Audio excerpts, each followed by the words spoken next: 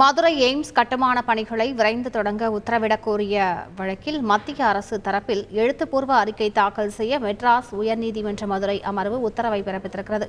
கூடுதல் விவரங்களை செய்தியாளர் மாரிசாமியிடம் கேட்கலாம். மாரிசாமி, இந்த உத்தரவின் முழு பின்னணி என்ன? மாரிசாமி, மதுரையில் எய்ம்ஸ் மருத்துவமனையின் கட்டுமான பணிகளை விரைந்து துவக்க உத்தரவிடக் கோரி மெட்ராஸ் உயர்நீதிமன்ற மதுரை அமர்வில் மதுரையைச் சேர்ந்த பாஸ்கர் என்பவர் ஒரு பொதுநல வழக்கை தாக்கல் செய்கிறார். அந்த பொதுநல வழக்கு விசாரணையின் போது ஒன்றிய அரசு, அதாவது மத்திய அரசு தரப்பில் எழுத்துப்பூர்வமான அறிக்கை தாக்கல் செய்ய வேண்டும் என மெட்ராஸ் உயர்நீதிமன்ற மதுரை அமர்வு ஒரு அதிரடி உத்தரவை பிறப்பித்திருக்கிறது.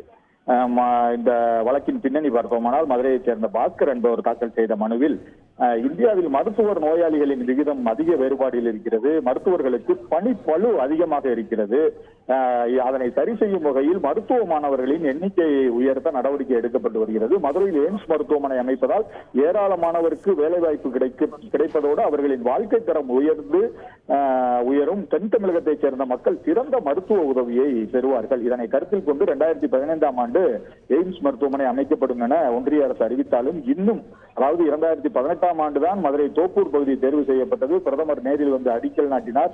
இருப்பினும் கட்டுமான பணிகள் கிடப்பிலேயே கிடைக்கிறது.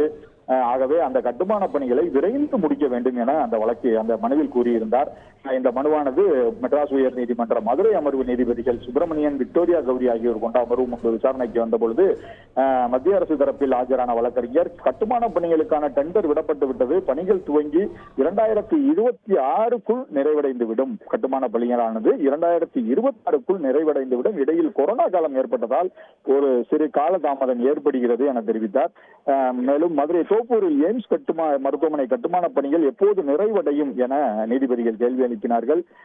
ஒன்றிய சுகாதாரத்துறை செயலர் இது சம்பந்தமாக எழுத்துப்பூர்வமான அறிக்கையை தாக்கல் செய்ய வேண்டும் என உத்தரவிட்டு வழக்கை செப்டம்பர் 24ஆம் தேதிக்கு ஒத்திவைத்திருக்கிறார்கள் மெட்ராஸ் உயர் நீதிமன்ற மதுரை அமர்வு நீதிபதிகள்.